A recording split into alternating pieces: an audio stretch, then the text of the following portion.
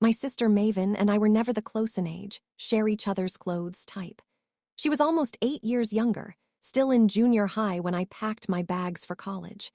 By the time she was struggling with math homework, I was learning how to navigate dorm life and cafeteria politics. Our childhood overlapped, but our worlds rarely did. Our mother used to say that Maven looked up to me, but honestly, I didn't notice. I was too busy trying to build a life that didn't include the chaos of our upbringing. The day I got accepted into a California university, I left home like someone escaping a burning building. I didn't look back until graduation day. California changed me.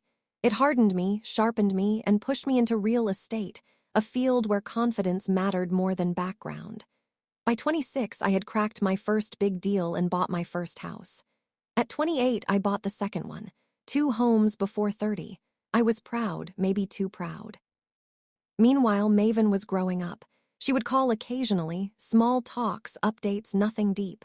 I didn't realize how much she had grown until she moved to California.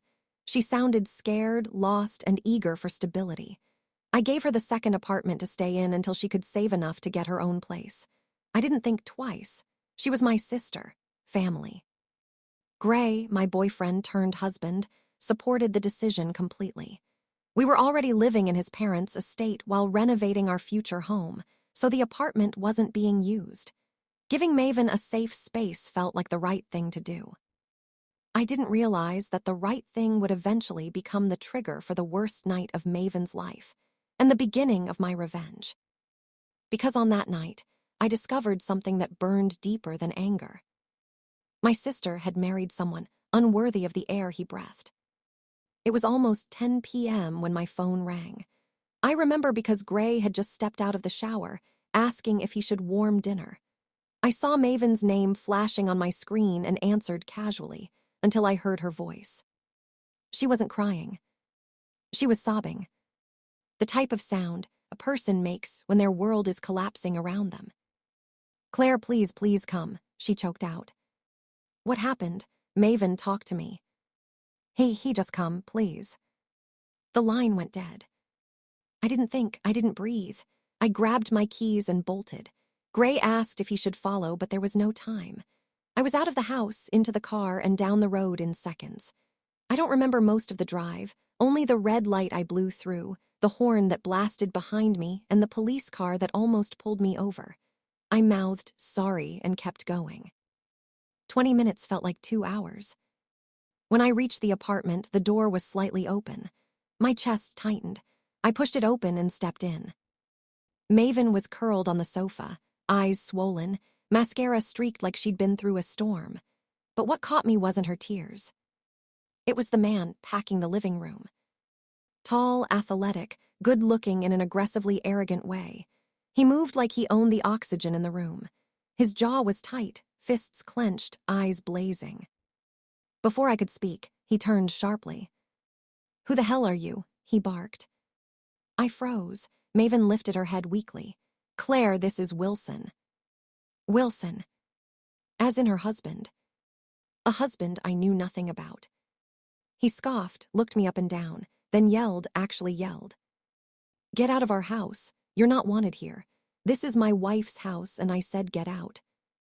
Something in me snapped, not loudly, not dramatically, quietly, coldly. Because this man, this stranger, just ordered me to leave my own property. And he had no idea the mistake he'd made. I didn't move. I didn't flinch. I simply stared at Wilson with the kind of stillness that made him step back slightly, like his instincts were warning him that he'd crossed the wrong person. "This," I said slowly, "is my apartment." He laughed, actually laughed. "No, sweetheart, this is my wife's home and she told me it's hers. So you," he jabbed a finger toward the door, "can leave." Maven shook her head desperately. "Wilson, stop." "Don't defend her," he snapped. "You're too soft, people walk over you, but not anymore." My jaw tightened. He was belittling her, openly, boldly. I stepped forward. "Maven, tell me what's going on." Wilson moved between us. "Are you deaf? I told you to get out." I looked at him with pure disbelief. "You think yelling will intimidate me?" "It should," he sneered. Because I'm the man of this house. That was it. The final straw.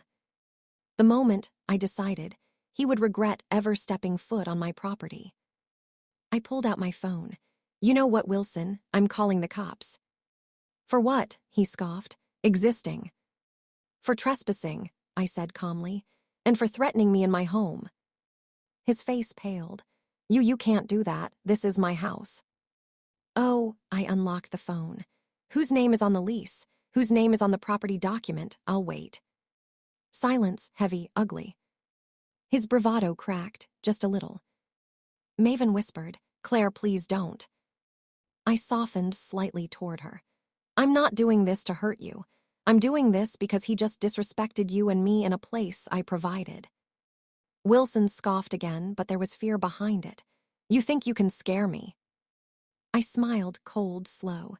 No, I'm not here to scare you. I'm here to end you. Because I already knew what his punishment would be. And it wouldn't involve police.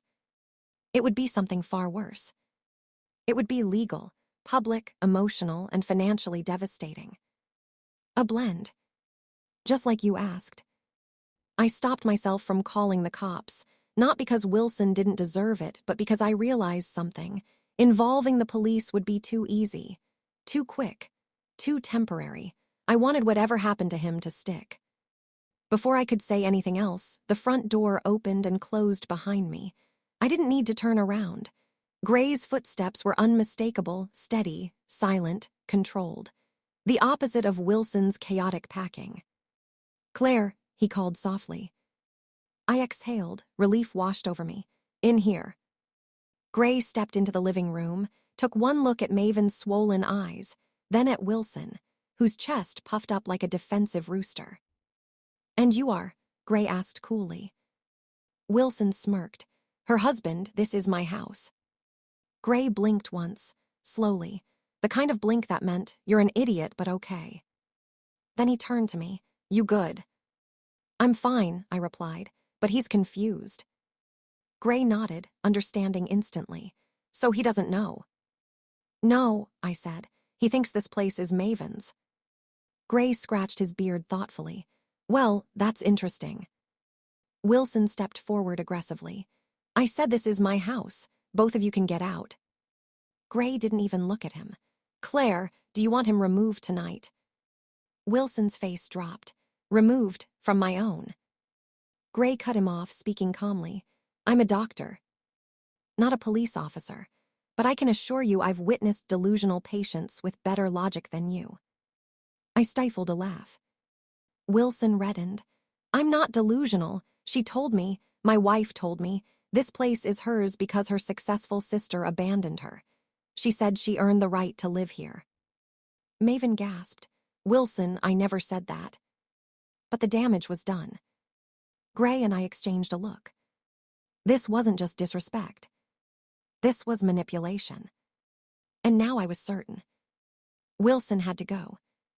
But not in the way he expected. Maven pressed her palms against her forehead, shaking her head. I didn't tell him that, I swear. I told him you let me stay here out of kindness. He twisted it. He kept saying it meant the apartment belonged to us. Wilson pointed at her, incredulous. So now you're taking her side. You told me your sister abandoned you while she enjoyed her rich life. I never said that, she cried. I felt something cold settle in my stomach. Not anger, clarity. Wilson had been feeding himself a narrative where he was the victim and everyone else was the enemy. Men like that were dangerous, not physically, but emotionally. They eroded self-esteem slowly, quietly, until the person next to them became unrecognizable. Enough, I snapped, stepping between them. Maven, do you want him here? She flinched. That told me everything. Wilson crossed his arms. She doesn't get to decide that alone. Gray scoffed. Actually, she does, and more importantly, Claire does, because this home, it's in her name alone. Wilson's bravado wavered. She told me she was the owner. Maven shook her head miserably. I said I was staying here, not owning it. He looked at her like she'd betrayed him. So you lied to me. No, she said, her voice cracking. You lied to yourself. The room went silent. Wilson turned to me, trying to regain control. Even if you own it, I'm her husband. You can't just kick me out. She needs me. I studied him. His confidence had cracks now, hairline fractures spreading fast. I'm not kicking you out, I said softly. Relief flickered in his eyes. I'm evicting you. His face drained of color. You can't evict me, he snapped. Oh, I can, I said. And I will, not tomorrow, not next week, tonight. Because I already knew the perfect strategy, and it wouldn't just remove him. It would destroy the fantasy he'd built for himself. Wilson surged forward like he wanted to challenge me, but Gray shifted subtly. Just one step, just enough height and presence, and Wilson froze. I walked to the dining table, opened my bag, and pulled out a slim folder. I always carried copies of essential documents, a habit from years of real estate negotiations. I placed the folder on the table and opened it slowly, deliberately. Wilson's eyes darted nervously. This, I said, tapping a page, is the purchase document. My name, my signature, my payment receipts. I flipped to the next page. This is the lease agreement I gave Maven. Rent-free, temporary, clearly stating no third-party occupancy without my approval. Wilson's mouth dropped open. She didn't tell me that. She didn't need to, I said sharply. You were a guest, nothing more. Gray leaned against the wall. What's next? I smiled. We make this official. I dialed a number. Who are you calling? Wilson demanded. Security, Gray said matter-of-factly. This estate has private security, remember. 2 minutes later, there was a knock. Wilson jumped. You called the police. No, I said. I called professionals. 2 uniformed security officers stepped inside. Calm, polite, effective. Evening, Dr. Miller, one greeted Gray. You said there was an unauthorized occupant. Gray gestured at Wilson. Wilson sputtered. Unauthorized, I'm her husband. The guard nodded respectfully. Sir, marriage does not override property laws. If the legal owner asks you to leave, you must comply. I crossed my arms. I am asking. Wilson's breathing quickened. You can't do this. Oh, but I can, I said sweetly. And I'm doing it gently. If you force the issue, I'll file a restraining order and have you removed in handcuffs for trespassing. His face twisted into something between rage and disbelief. Maven watched quietly, tears sliding down her face, not out of grief, but relief. She'd been under his control far longer than she'd admitted. This isn't over, Wilson hissed. Oh, I know, I replied, smiling coldly. This is just chapter 1. Because eviction wasn't the revenge. It was the opening act. Wilson's chest rose and fell like a furious bull. He glanced at Maven, expecting her to defend him. She looked away. That small gesture broke him more than anything I'd said. The guard stepped forward professionally, not aggressive, just firm. Sir, please gather your belongings, one said. We will escort you out. Wilson exploded. I'm not going anywhere. This is my home. It never was, I replied. He whirled on Maven. Say something. Tell them I live here. Maven wiped her cheeks with shaking fingers. Wilson, please just leave for now. For now, he scoffed. So you can sit here and gossip about me with your precious sister. Gray's jaw tightened. Watch your tone. Wilson glared at him. Who the hell are you? The man who's going to escort you out personally if you don't start moving, Gray said calmly. Something in Wilson finally snapped. He grabbed his backpack off the floor, stuffed in a few clothes angrily, and zipped it hard enough to break the zipper. The guards flanked him. He stomped toward the door, then paused, turning back with wild eyes. You think you've won, he hissed at me. You think kicking me out fixes anything. I stepped forward. Oh no, Wilson, kicking you out was the easy part. What comes next will fix everything. His face faltered. What comes next? I smiled slowly. You'll see. The guards guided him out. The door closed behind him with a soft, final click. Maven collapsed onto the couch, sobbing in relief. Gray sat beside her, handing her tissues. I exhaled deeply. The immediate threat was gone, but the real work, the real revenge, was just beginning. Because Wilson hadn't just been arrogant. He had been controlling, manipulative, and emotionally violent. And that meant one thing. He wasn't done. And neither was I. The silence after Wilson's exit felt heavy, like the air had thickened. Maven sat hunched on the couch, shoulders trembling. I knelt beside her. "Talk to me," I said softly. "All of it, no filters." She squeezed her hands together. "Claire, I didn't tell you because I thought I could handle him." Gray sat quietly nearby, letting her speak. Maven continued, her voice trembling. "At first, Wilson was sweet. He cooked, he helped me find a job, he made me feel cared for. But the moment we moved in here, he changed." "How?" I asked. "He kept saying the house should be ours, because we were married. He called me ungrateful whenever I disagreed. He said you looked down on me, and that I needed to build my own territory to prove myself." I clenched my jaw. She swallowed. "He told me not to tell you we got married because he said you'd try to break us up. He said you were jealous."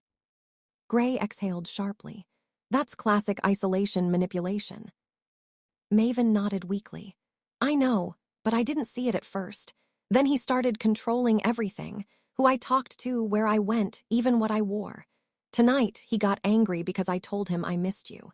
He said I was disrespecting him by missing someone who owned the roof we lived under." "He said that," I whispered. She nodded. "I told him I needed space, and he shoved me back onto the couch, not hard, but hard enough to scare me." Gray's eyes flashed darkly. "That's enough for a restraining order." Maven shook her head quickly. "I don't want that. I don't want drama." I took her hand. "This isn't drama, this is protection." She broke down, crying again. "I'm so sorry, Claire. I didn't mean for things to get this bad." I pulled her into my arms. "It's not your fault, but I'm going to fix it." Because now I knew Wilson wasn't just entitled. He was dangerous in subtle, psychological ways. And men like that needed consequences, carefully delivered. So I began to plan. Gray made tea for Maven while I stepped into the hallway to think.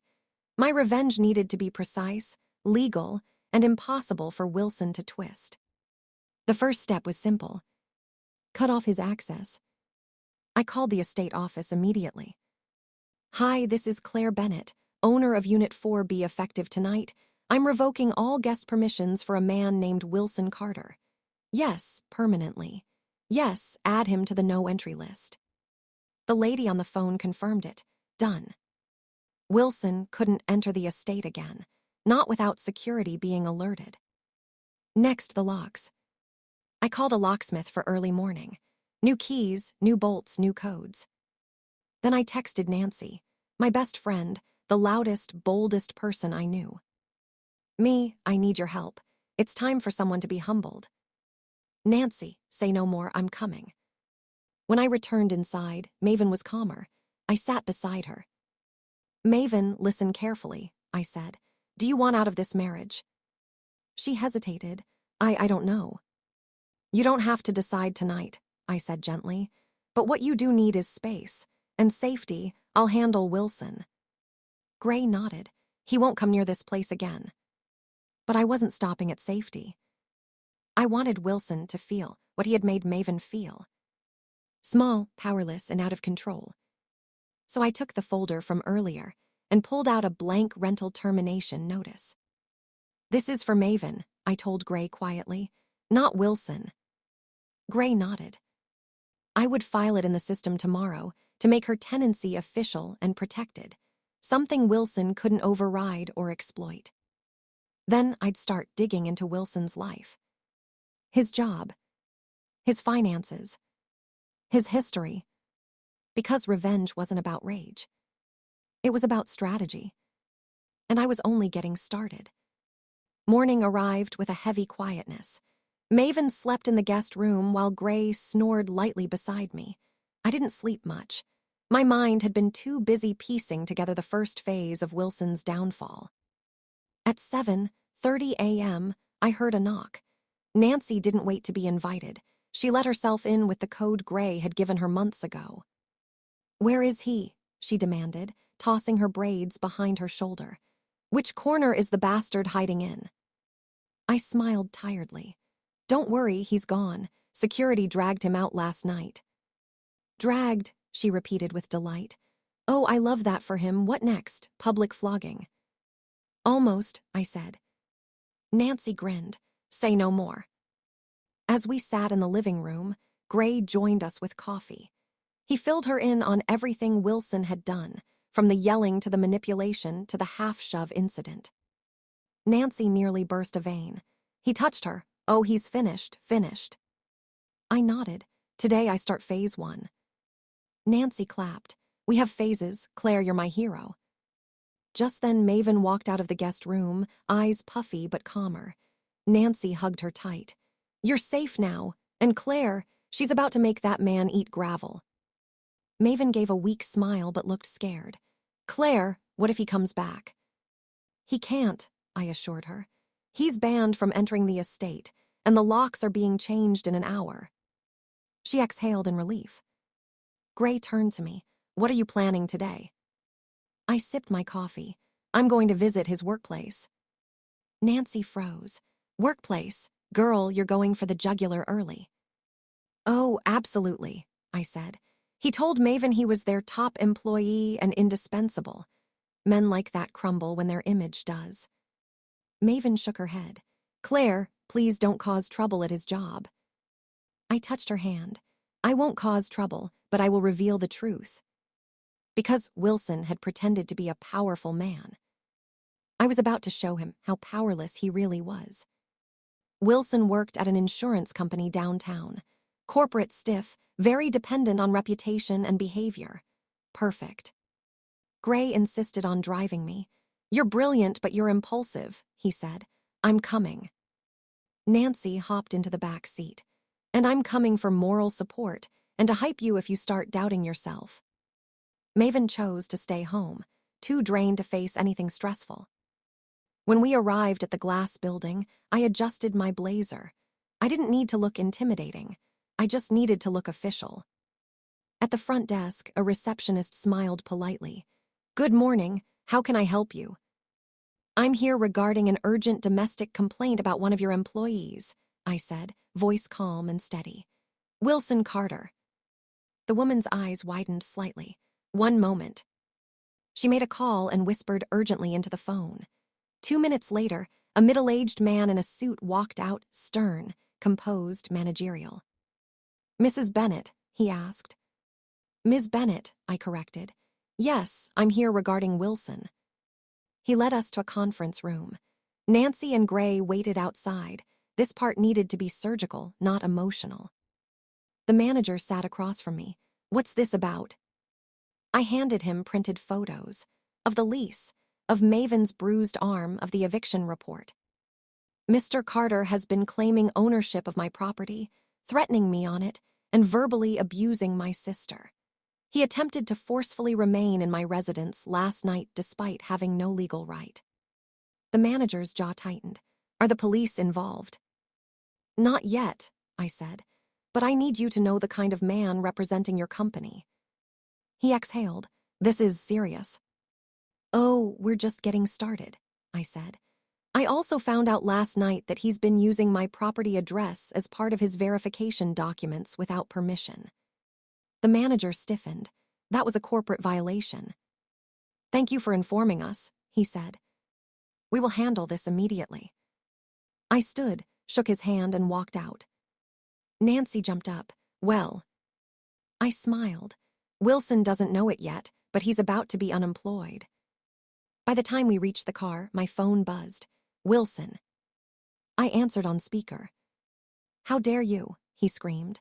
"You showed up at my job. You're insane." "Good morning, Wilson," I said calmly. "Did security let you in, or did you climb the gate this time?" Nancy burst into laughter in the background. "Don't play games with me," he shouted. "My supervisor called me into a meeting and suspended me. Suspended. Do you know what that means?" "Yes," I said. "It means you're one step closer to being fired." He went silent, shocked. Then he tried a different tactic, rage-coated manipulation. "You're destroying my life. This is between me and Maven, not you.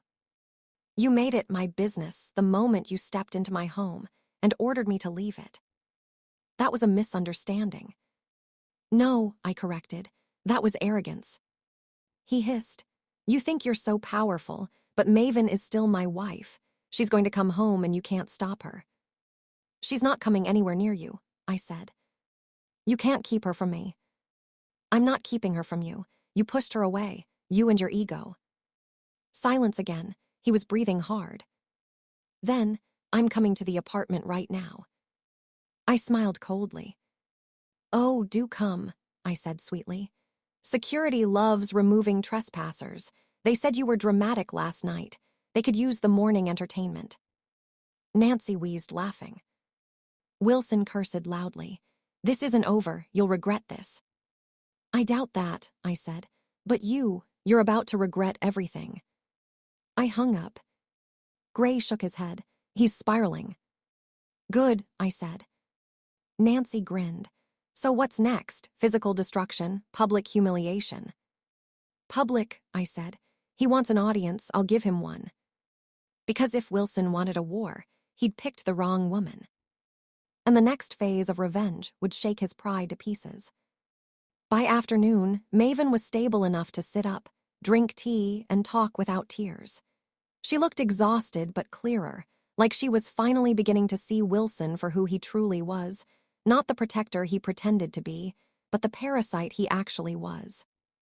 She sat across from me and whispered, "Claire, what if this escalates? I don't want drama." "Sweetheart," I said gently, "his behavior is already drama. You're just not used to calling it what it is." She sighed. I feel guilty."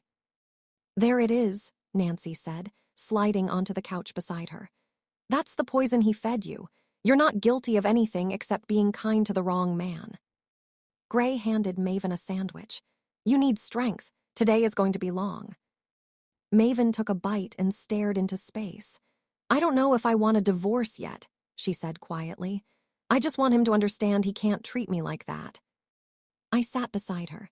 Revenge doesn't require divorce. It requires clarity. She looked up at me nervously. "What are you planning next?"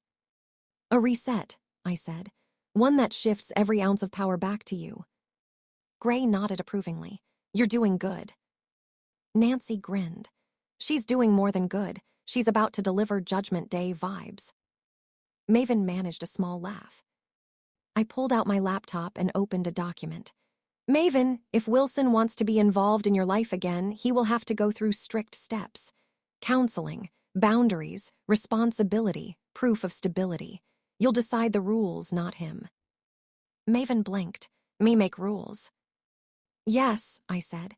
"You're the one with the home, the stability, the support. He has nothing but delusion." Nancy raised her cup.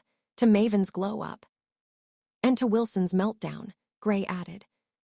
Maven smiled timidly. She didn't know it yet, but today would be the day she'd stop being Wilson's puppet. And the day he'd realize he was no longer in control of anything. Not his marriage, not his image, not even his temper. Around 4 p.m., Nancy and I left for the estate entrance. Gray stayed with Maven. I wanted to be there in case Wilson tried something stupid, and I knew he would. We didn't wait long. A familiar voice roared from outside the gate. "Open this gate, and my wife is inside." Nancy and I exchanged a look. Showtime. We stepped outside just as security held him back. Wilson's hair was messy, his shirt wrinkled, and his face red. He looked less like the man of the house he claimed to be and more like a toddler denied a toy. The guard spoke firmly. "Sir, you're on the ban list. You can't enter."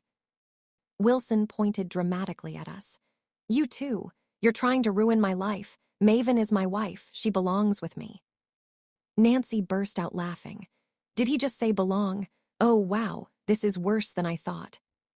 I folded my arms. "Wilson, go home." "No," he shouted. "She needs me. She won't survive without me." "Actually," I said calmly, "she's been fine, better than fine." He stepped forward, chest puffed. "You manipulated her." That's rich, I said, considering manipulation is your love language. People started slowing down, residents entering the estate, drivers passing by, joggers. Wilson noticed the small crowd and grew louder, desperate. She's my wife. I can't be banned. This is illegal. You can't keep me away.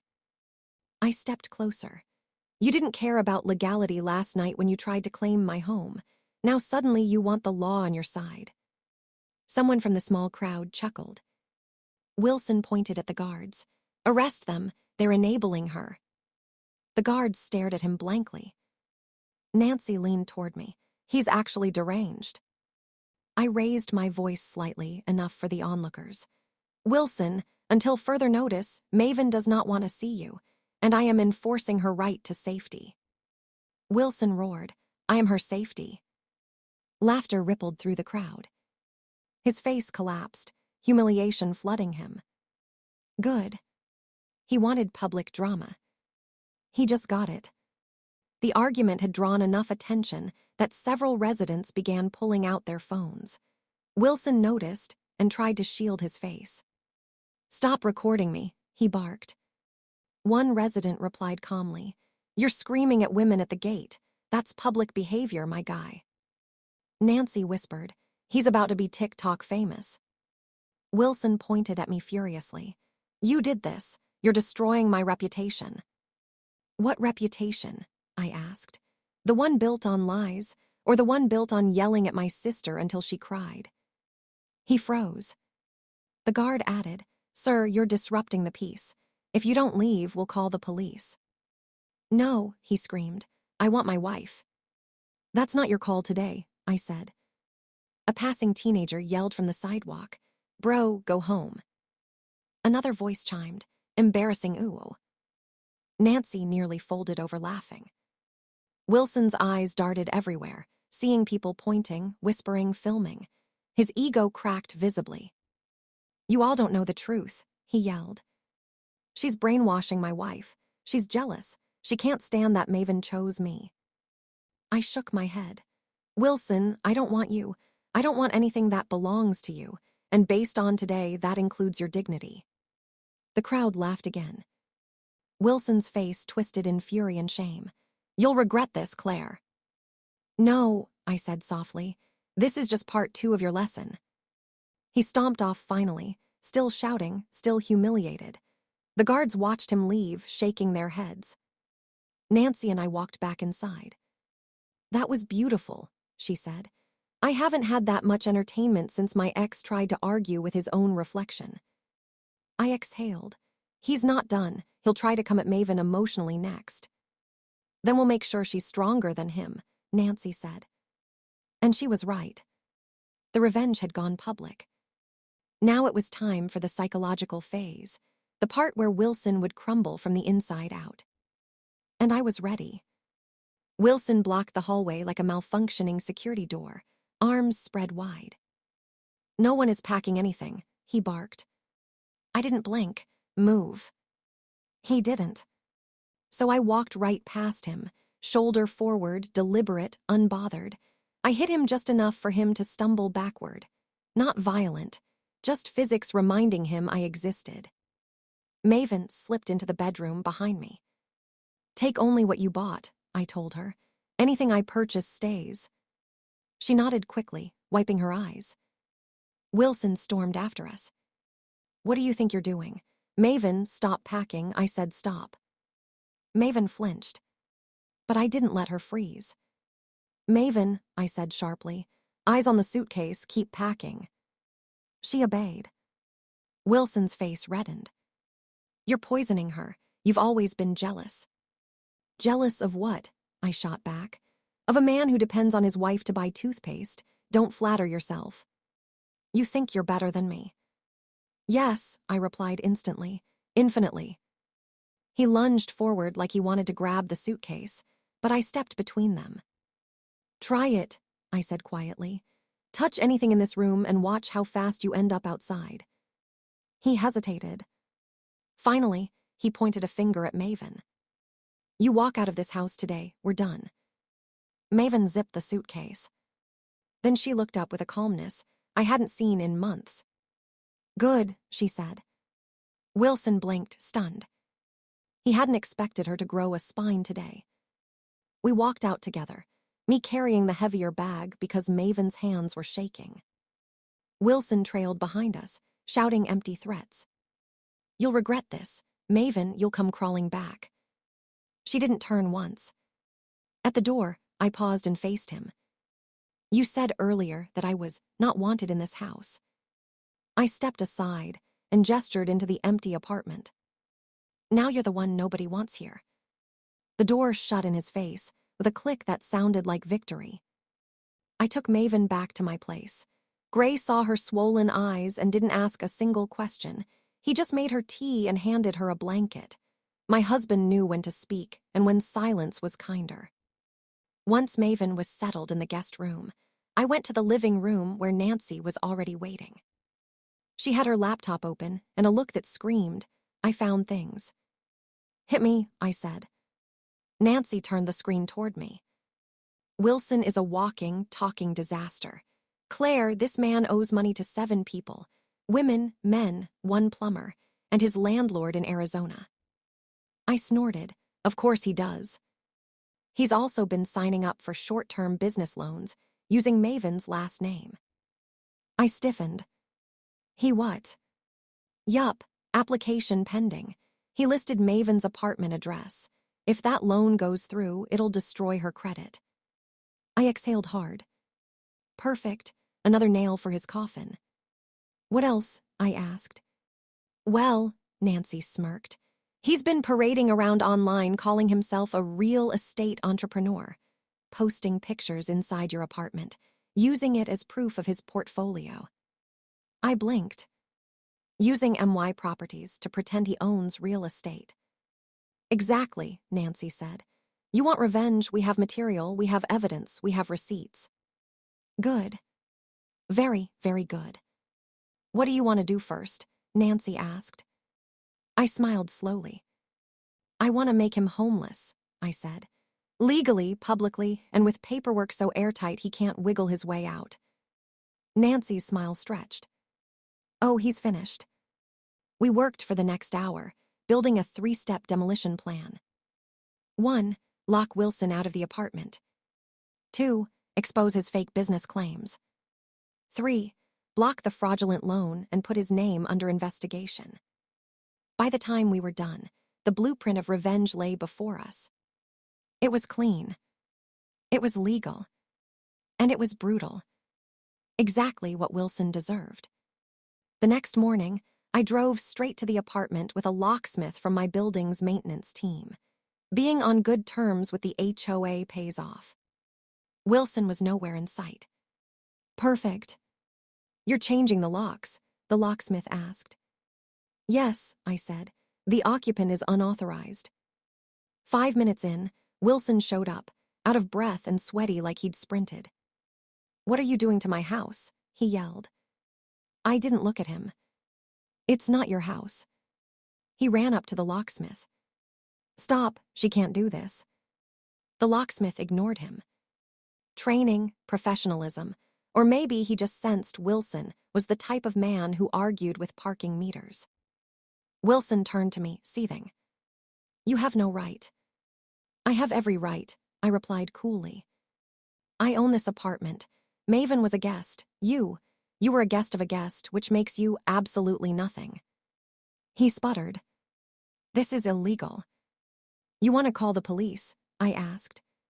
Or should I? He shut up so fast the air changed temperature. When the lock clicked into place, the locksmith handed me the new keys. Wilson's face went pale. Where am I supposed to go? I shrugged. A man who makes motivational quotes for the internet should be able to motivate himself into a hotel. His mouth opened. Closed. Opened again. Pathetic. I delivered the final blow. You told me to get out of your house, I said. Now get out of mine. I pointed toward the sidewalk. Wilson walked backward slowly, disbelief all over his face. He didn't understand yet. This was only phase 1. That evening, Maven sat at my dining table staring into her tea like the answers to her life were floating at the bottom. I placed my laptop in front of her. "You need to see something," I said. She hesitated, then nodded. I opened a folder labeled Wilson's Real Life. The screenshots appeared one after another. His debts. The messages from women asking for money. His fake real estate posts. His business mentor persona. His attempt to apply for a loan under her last name. Maven's hand flew to her mouth. "He used my name for debt," she whispered. "Yes." "He lied about owning the apartment." "Constantly." She blinked fast. The betrayal was cutting through her like heat through ice. I opened another file. Audio clips Nancy extracted from his Facebook Live sessions where he ranted about women needing correction. Maven winced. "I didn't know he was this person," she murmured. I didn't sugarcoat. "You didn't want to see him. That's on you. But staying blind now is not an option." Her eyes filled again, but she didn't break down. Instead, she straightened her shoulders slowly, like someone finally waking up from a long, humiliating dream. "What do we do next?" she asked. "Good." She was ready to participate, not just collapse.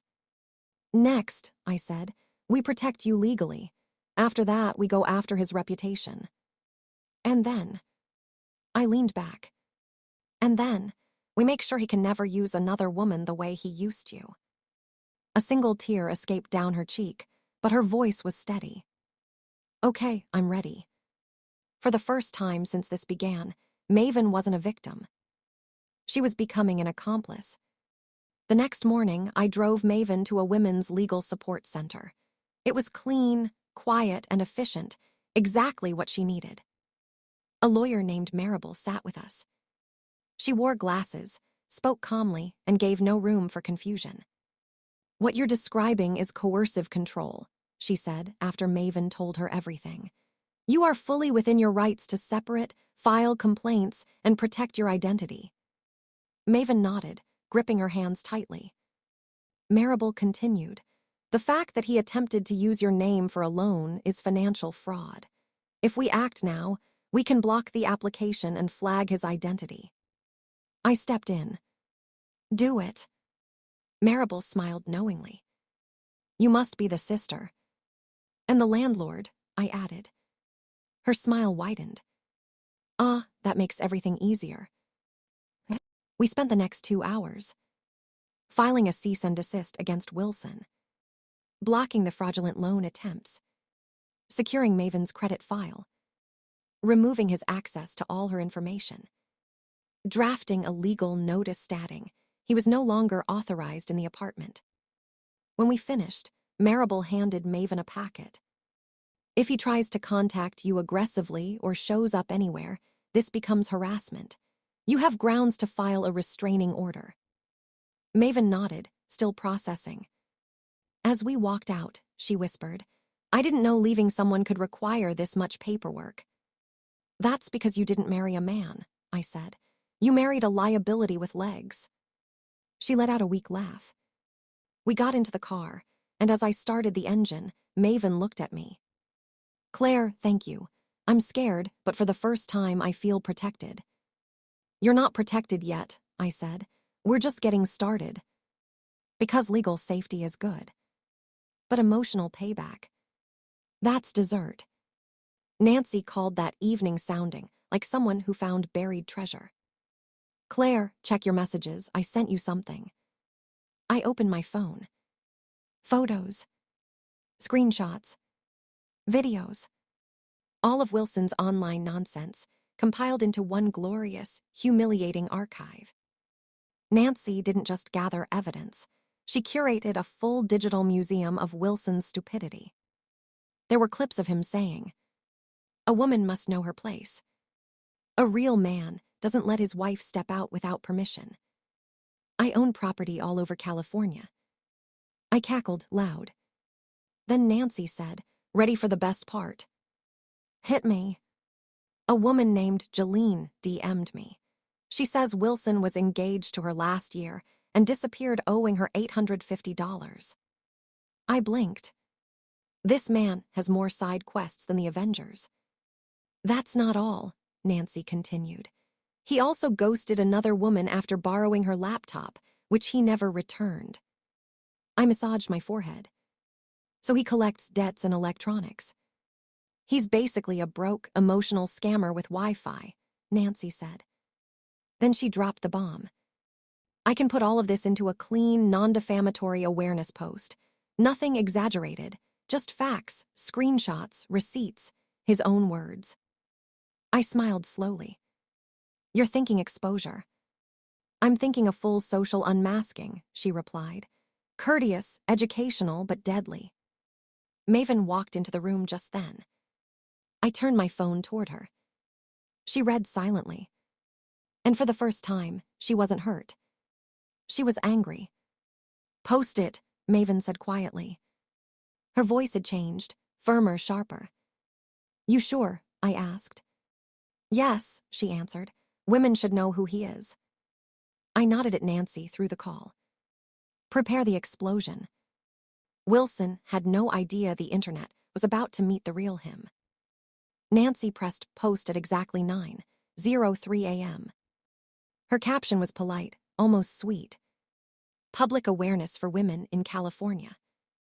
This man has a pattern of financial manipulation, identity misuse, and emotional coercion. All screenshots are his own words or publicly posted content. Then she attached everything. Wilson's fake motivational videos. His claims of owning multiple properties. Him posing in my apartment. Messages from women he owed. Proof of the fraudulent loan attempt. His controlling rants about women staying in their place. It was clean. It was factual. It was devastating. Within 15 minutes, the post hit 1,200 shares. By 30 minutes, women started tagging friends. Isn't this the guy you warned me about? He DM'd me once. OMG, he tried to borrow money from me too. He blocked me after I asked for my laptop back. The comments were brutal and accurate. No lies, no embellishments, just Wilson's own behavior boomeranging back at him. At 10 a.m., Nancy called me laughing so hard she could barely breathe. Claire, he saw it. I leaned back. How do you know? Because he messaged our page threatening to sue for defamation. Except, everything posted is his own content. I smirked. Let him sue. Discovery will bury him. Maven sat beside me scrolling through the chaos. Her face wasn't sad anymore. It was satisfied. We're not done, I reminded her. I know, she said, but this feels good. The internet wasn't just roasting him. They were warning each other about him. Wilson had spent years manipulating women privately. Now, his reputation was collapsing publicly. And we were just getting warmed up. By noon, Wilson's calls started. He called Maven. Blocked. He called me. Ignored. Then he made a mistake. He came to my house. Gray opened the door before I did. My husband is calm, composed, and built like someone who lifts stress for exercise. He didn't smile. What do you want? Gray asked. Wilson tried to push his way in. Gray stepped forward like a brick wall. You don't push into my house, Gray said, voice low. Wilson's eyes darted past him to me. You ruined my life, he shouted. I walked forward, unbothered. You ruined it yourself. We just delivered the PowerPoint. That post is lies. I folded my arms. Every screenshot is from your own accounts. That doesn't give you the right to expose me. You exposed yourself, I said. We simply organized it. Wilson pointed at Maven behind me. You allowed this to happen, after everything I did for you. I snapped. What exactly did you do for her, Wilson? Control her. Use her name for loans. Live in a house you didn't pay for. Pose as a landlord, using MY walls as your background. His mouth opened, but nothing came out. Then he switched tactics, anger to desperation. Maven, please, he said, voice suddenly soft. We can fix this, you don't have to do this. Maven stepped forward. No, Wilson, she said. You don't get to destroy me, and then ask me to pretend it didn't happen. He looked stunned. She continued, voice firmer. I'm done. Legally, emotionally, everything. You can't come near me again. Wilson's jaw clenched. You witches, he hissed. You'll regret this. Gray stepped forward. Leave, he said. Wilson looked around one last time, as if hoping someone would save him. No one did. He walked away with his shoulders shaking. Whether from anger or fear, it didn't matter. His fall was only halfway complete. The universe has a sense of humor. By 3 p.m., Wilson's problems multiplied. Nancy called again, this time far too calmly. He's been banned from 2 online groups he uses for business mentorship. They said his behavior violates community guidelines. I snorted. Good. Also, one of the women he owed money filed a small claims case. She saw the post and decided today was her day. Fantastic, I said. But the best part came a moment later. Nancy's tone shifted. Oh, and Claire, the loan he applied for under Maven's name. The financial institution flagged it for attempted fraud. They're now reviewing his accounts. I sat up straighter. What does that mean? It means the company is legally obligated to verify his past loan attempts. And considering he used false addresses before, this may turn into a full investigation. I smiled, slowly. Deeply. So, financially speaking. He's finished, Nancy confirmed. His credit score is about to nosedive without our help. Meanwhile, Maven received an email.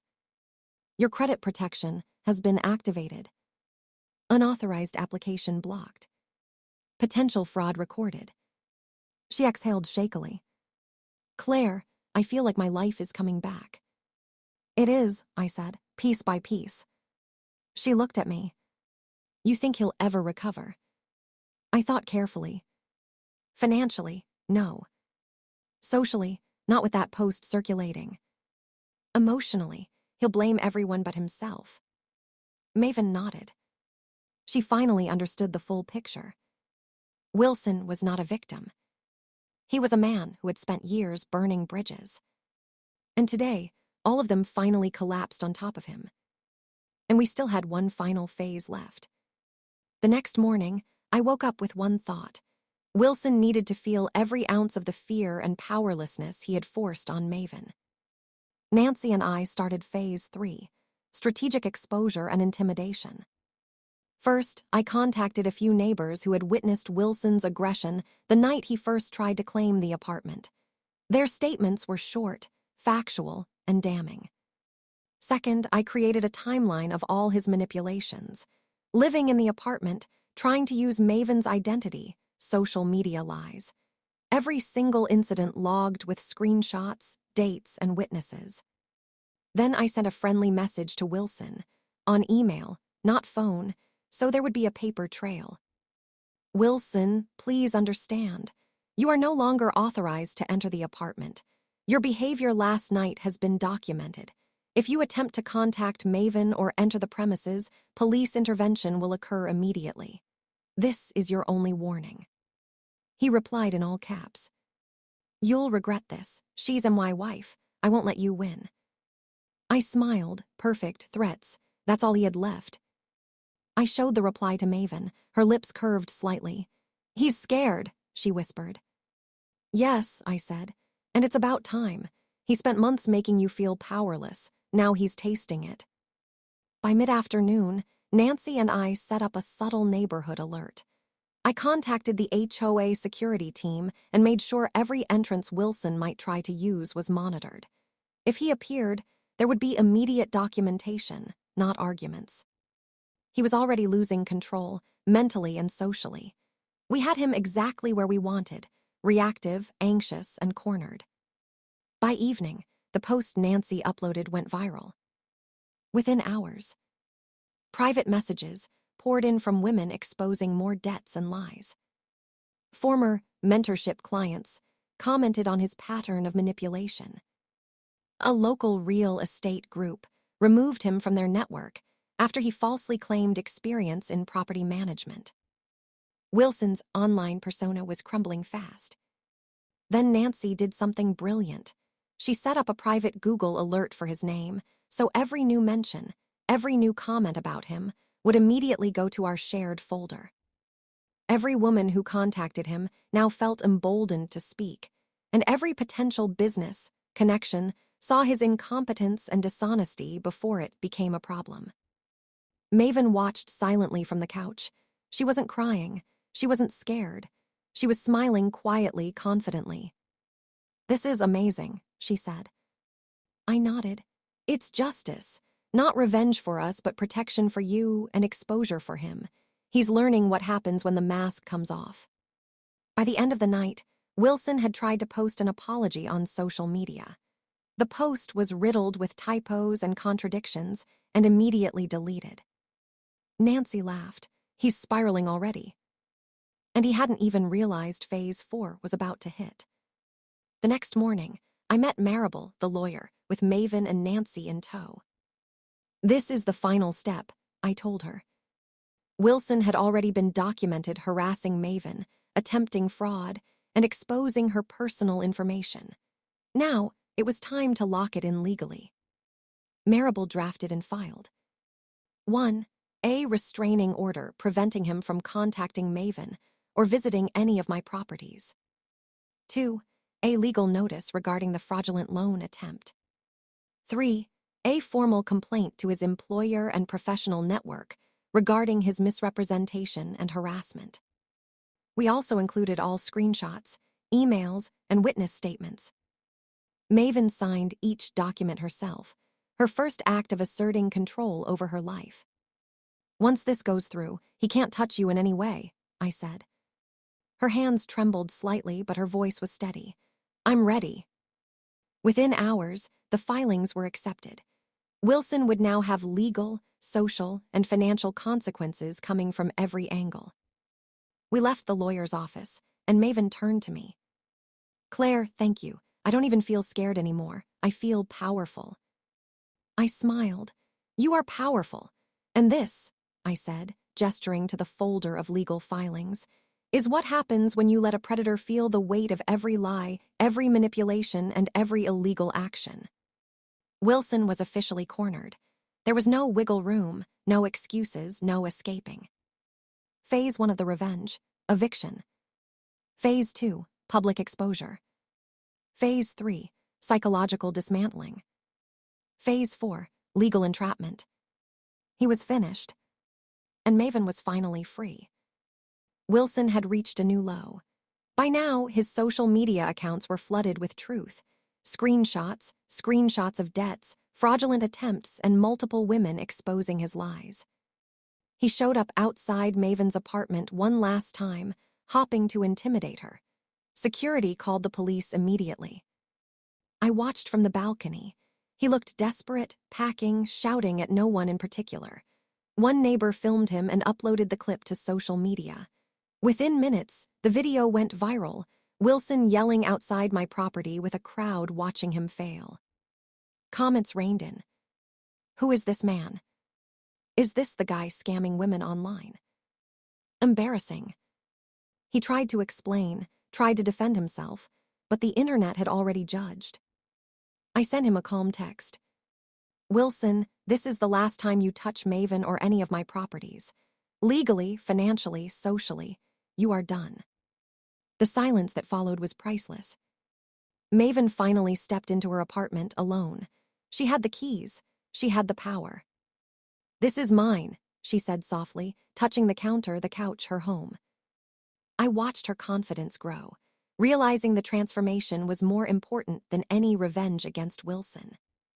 She sat at the dining table, took a deep breath, and opened her laptop. "I'm going to secure my life," she said. And she did. She changed passwords, updated legal documentation, and started planning her own future. Wilson was no longer a threat. He was a cautionary tale. Wilson tried one last thing, posting an apology online. It was weak, incoherent, and immediately removed by the platform for multiple complaints. His friends unfollowed him. Former contacts blocked him. Even his family started questioning his behavior after reading the posts and complaints. He was humiliated, financially restricted, legally barred, and publicly shamed. Maven came to me, smiling for the first time in months. "Claire, I can't thank you enough," she said. I shook my head. "You don't need to thank me, you just needed to stand up." And with that, Wilson was gone from her life entirely. His reign of control, manipulation, and lies ended. Justice wasn't about rage. It was about strategy, patience, and action. Maven finally had her freedom, her home, and her peace. And Wilson, well, he got exactly what he had coming.